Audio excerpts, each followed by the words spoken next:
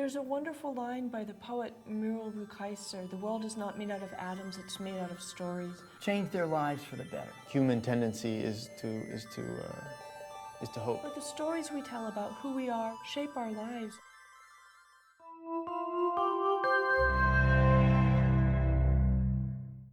Sound speed. And be rolling.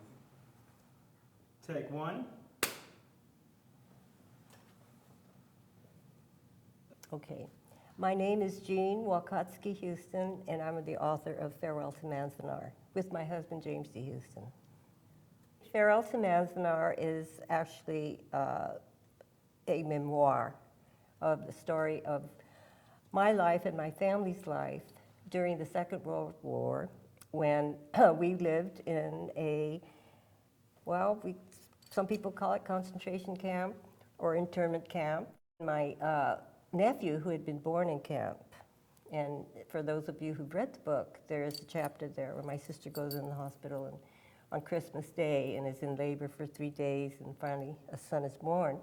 Well, that baby grew up, and he came by one day, and he said to me, "Auntie, you know, I was born in a place called Manzanar, and for the first time, you know, outside of our family, I heard the word Manzanar."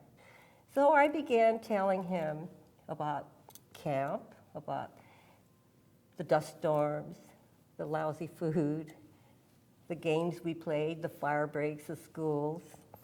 And my nephew just sat there and looked at me. And you know, this was a kid out of the 60s. And he said, "Auntie, you're talking about being imprisoned like it was nothing. I mean, how did you feel about that?" And I stopped, because this is the first time anybody had ever asked me how I felt.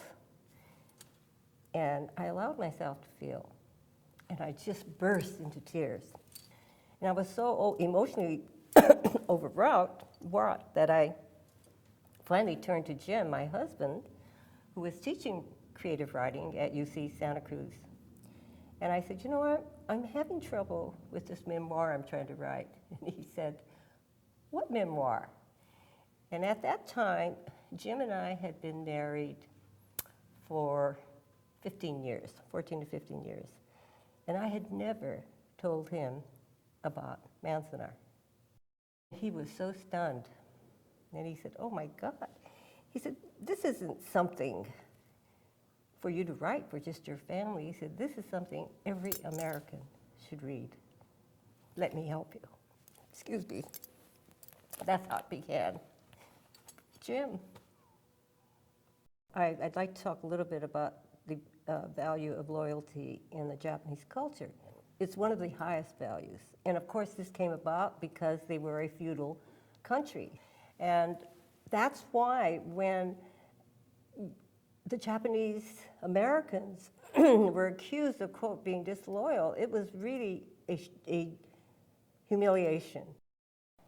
It was a terrible thing that happened. It was this incredible violation of America's and American values and the Constitution, you know, to round up 120,000 people, 70% native-born Americans, and actually put them into an internment camp simply because of their race and that they might be potentially dangerous. But they did not round up Germans. They did not round up Italians, and we were at war with them.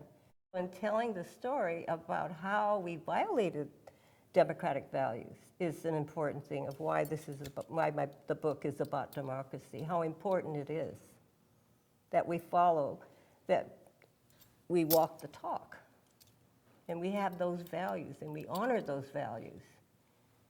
But just understand that, you know, that these things can happen, and this is how it does. You see the danger signs. Because it could be any group, for any reason.